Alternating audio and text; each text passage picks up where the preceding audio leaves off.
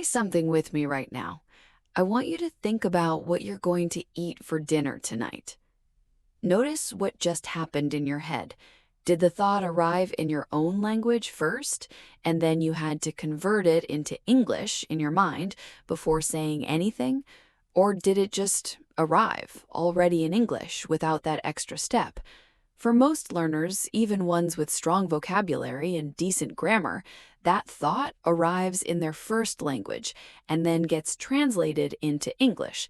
This translation step feels invisible because it happens so fast, but it's there, working quietly behind almost every sentence you produce.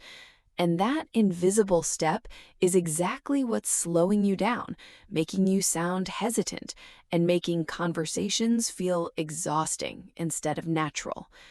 Today, I want to show you exactly how to remove that step, not through more vocabulary, not through more grammar rules, through something almost nobody teaches directly. My name is Emma, and this is Train Your English Brain. I want to tell you about a moment that completely changed how I understood this problem. I was helping a student named Aiko prepare for a presentation. She had every sentence written out perfectly in English, grammatically flawless, clearly translated from what she originally thought in her own language. But when she practiced saying it out loud, something was off.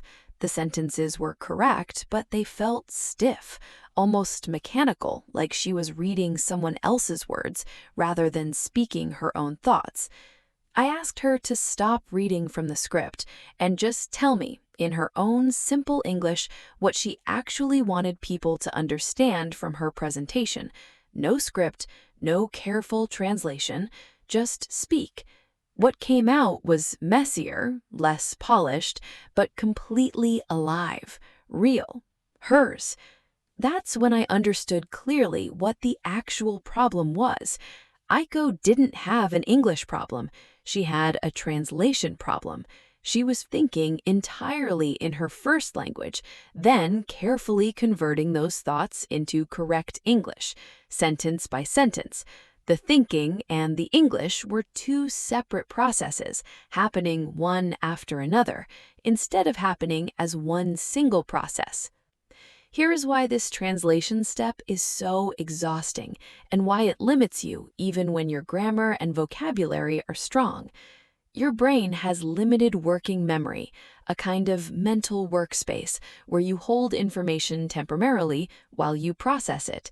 When you think in your first language and then translate, you're using a huge portion of that workspace just for the conversion process itself. There's barely any space left for actually focusing on what you want to communicate, how to phrase it naturally, or how to respond to what someone else just said. This is why translating learners often sound delayed in conversation, not because they don't know the words, but because so much mental energy is being spent on the conversion process that almost nothing is left for fluent, natural communication. It's like trying to have a creative conversation while simultaneously doing complicated math in your head. Technically possible, but it drains nearly all your available attention. When you eliminate that translation step, when your thoughts arrive directly in English, all that previously occupied mental space becomes available again for the actual conversation, for nuance, for personality, for genuinely listening to the other person instead of frantically converting your next sentence. So how do you actually remove this step? Not through wishing it away, but through specific, deliberate practice. The first thing is what I call thought labeling.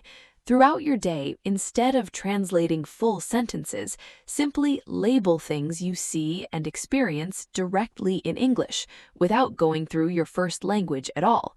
Look at a cup and think cup, not your first language word followed by its English translation. Look outside and think rain directly. This sounds almost too simple to matter, but it's training a completely different mental pathway, one that connects English words directly to real things and experiences, bypassing translation entirely. The second thing is narrating your immediate actions in English as you do them, in the moment, without planning the sentence first. As you make coffee, think or quietly say, "I'm pouring the water now." As you walk somewhere, think, "I'm walking to the store." This forces real-time English thought generated directly about what's happening right now, rather than translated thought about something you already fully formed in your first language. The third thing is deliberately resisting the urge to translate when you get stuck, and instead simplifying your thought in English rather than reaching back to your first language for the answer. If you don't know how to say something complex, don't pause to mentally search your first language for the perfect equivalent.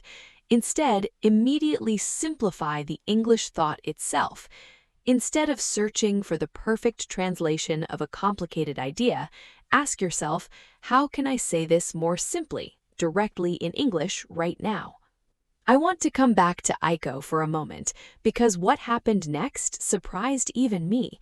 After our conversation, she stopped writing full scripts in her first language and translating them. Instead, she practiced thinking through her ideas directly in simple English first, then expanding and polishing only after the thought already existed in English.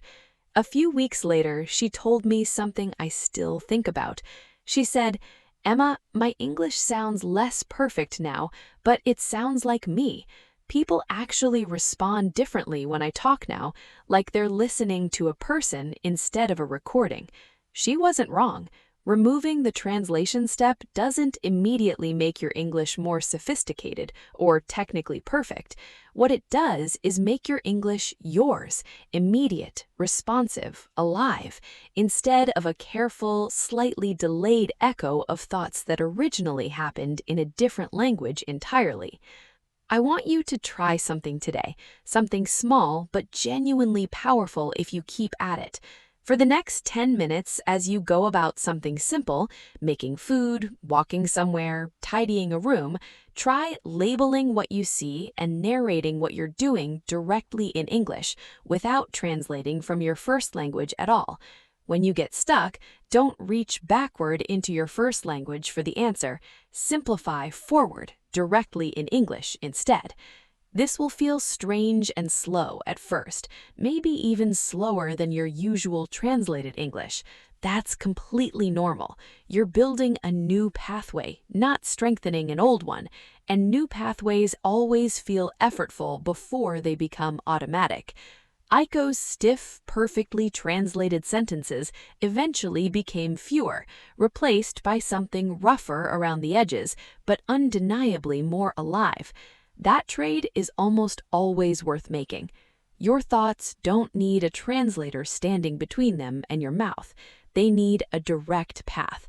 Start building it today, 10 minutes at a time. My name is Emma, and I will see you in the next episode.